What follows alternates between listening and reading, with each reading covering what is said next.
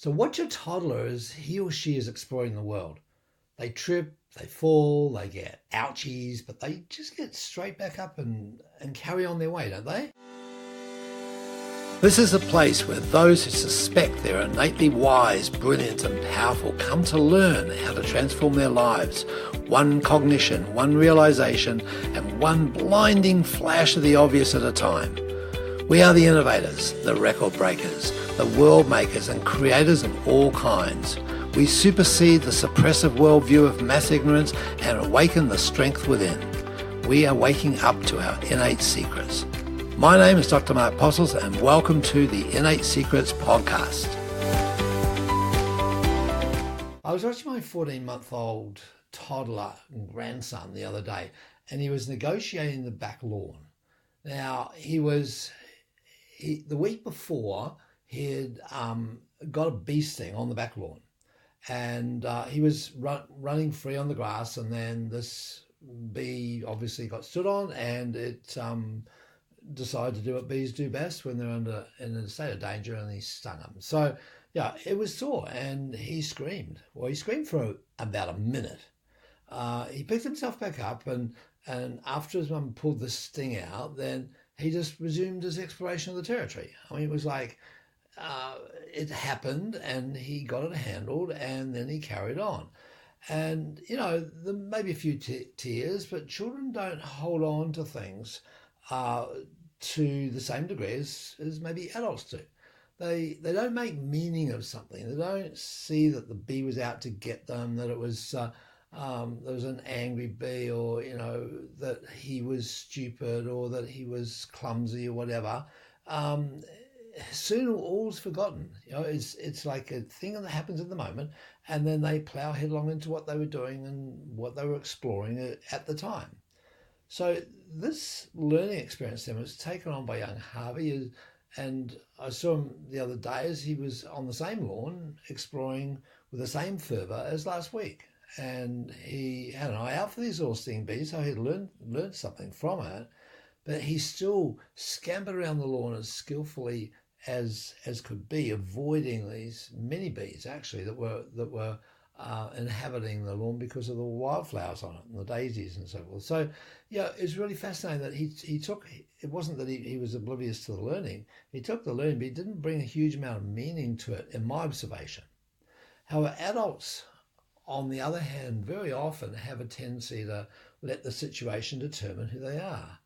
And I'm sure I've experienced myself telling myself this, and I'm sure you can recognize certain aspects of this that you've made meaning of yourself or of your position or your abilities based on something that's happened in the past, or based maybe something that was you were told in the past, and like I'm a klutz, or I'm no good, or there's no sense in doing this. I'm a poor writer, or a poor communicator, or a poor public speaker, and it's often the cry. I'm shy. I have poor retention, or poor expression. I'm not a good runner, or a jumper, or a skipper, or a sailor, or a skier, or whatever the case may be. So we often utter these mantras, and not only externally, and I've heard myself say it externally, but I've heard myself say it a lot more internally. And so we create and then we confirm our reality. And I think this is the critical factor here, that if we create a reality around that we're poor at something, and then we confirm it by regularly reciting an internal dialogue that confirms that situation, we are setting up the field of probabilities for that to be confirmed by reality. And so this self-deprecatory approach leads us to spending time, money and effort, and sometimes a lifetime, sitting on the couches of psychologists or facilitators or doctors, or swallowing buckets of pills or mind-altering drugs, and in an attempt to try and understand our dilemma and figure out, well, why has this happened to me? Have you ever heard yourself ask why? Why this, why that? Well, whys, I would suggest, are lies. That every single why is a reason. Every single why is manufactured to explain something. but it's not complete. It's and in that sense, it's a lie. It's not only that. Why am I afraid of red cars? Well, because a red car ran into me when I was 10 years old. I mean, that's not necessarily why. The fact is that we are. And there can be multiple factors in as far as the why. So to go for the why is a very useless exercise and a frustrating exercise, because there's always another why. And that's the nature of science. Science is trying to discover why things are so, and science is always making further distinctions on that. The book is never closed on scientific endeavor, because it keeps asking why, and then why, and then why, and then why, and it goes deeper and deeper and deeper. So, it's not a useful phenomena at that level when it comes to a personal behavior. A common adult response would be to put a logical story to the event, and one that usually results in making themselves a victim. And it's not usually what happens to you that has the biggest impact in your life. It's what you do with the stuff that happens to you that makes a big difference and determines not only how you're affected by it, but what happens long into the future as a result of it. And this is the story we take on board. This is the story we tell ourselves. And it's a manufactured story. Sure, partially there is truth there, and the story we put around it is what keeps it intact. We relate to stories in our life as how information's been passed down from generation to generation through stories, and we create labels around the stories that we have about ourselves, and just like we have the labels around any given fictitious story, and in fact even non-fiction stories too. So the question on this then is, well, if we're making a story, how empowering or disempowering are we making that story? So what we're talking about here is the frame that we put around something. Something is, and then we put a frame around it. It's like with a picture. You'll have a given image, and then you'll go and you'll select out a variety of frames, and the frames change the image. They change the perspective of the image and the impact of the image. And you look at the frame of the wall that's been put on, if it was to be hanging a picture on a wall, and you make a frame according to the environment and also to the image itself. So frames change things, and in other words, it's the meaning that you bring to the situation. The meaning is the context, and the situation is the content, is the thing. And so I find a useful frame to put around the stuff that appears out of my around me and to me is that it's out of my control, and that it was, because it's in the past, was predetermined. It had to be, it was perfect, and it occurred. It's happened, and it's over. And so that's from that position then, it's like, well, whatever's been in the past was meant to be. That was fine, that was okay, I accept it. And that frees one up to go forward and decide on the future as being something that we can have determination over. You see, so if something was predetermined in the past, then the future I can define. And if an event or situations happen and that's all there is to it, it gives us an opportunity then to toughen up and say, okay, like little Harvey did on the lawn there with the bee sting hanging out of him and hurting like hell. He toughened up and he got it removed. He got the thing handled. He got over it, and then we have a choice to redecide as to where we go from here. And it doesn't have to be as a victim. So it's useful then to suspend the judgment of yourself, be kind and forgiving and loving to yourself and others' actions. It's not just about your own self-deprecatory behaviours. It's about others who, in loving ways and caring ways, can limit you, and they give you limiting behaviours or limiting thoughts, which then create limiting behaviours. And parents are really good at this. Parents from their own insecurities then tend to put insecurities onto children, and the children encode that becomes a neurological response that then becomes a behavior, and as we know within the innate model, that becomes a quadrant preference.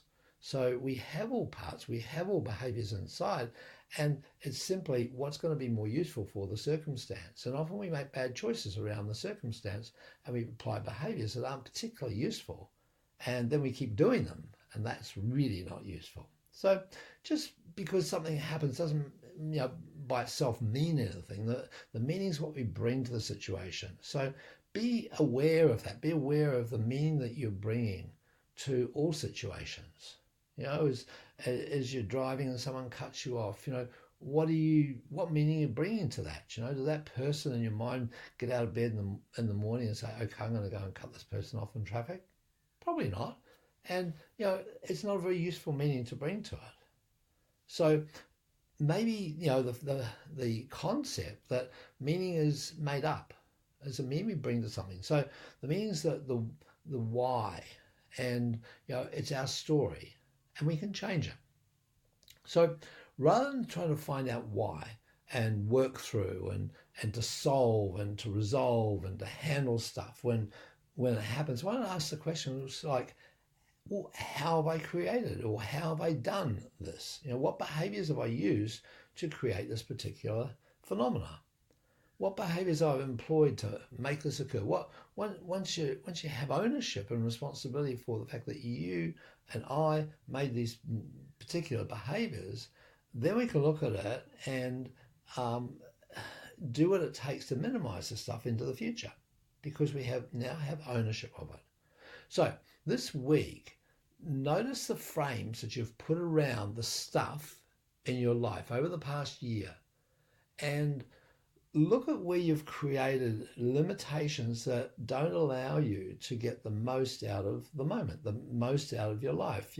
And when it comes to this transition of years, and particularly a big one like going from 2019 to 2020, it's another decade coming up, and there are certain things that we look back, as we talked about in the last podcast, that aren't particularly useful. And the question is, are we going to keep doing those going forward? And the meaning we've brought to things is often the key. It's where we can bring about change.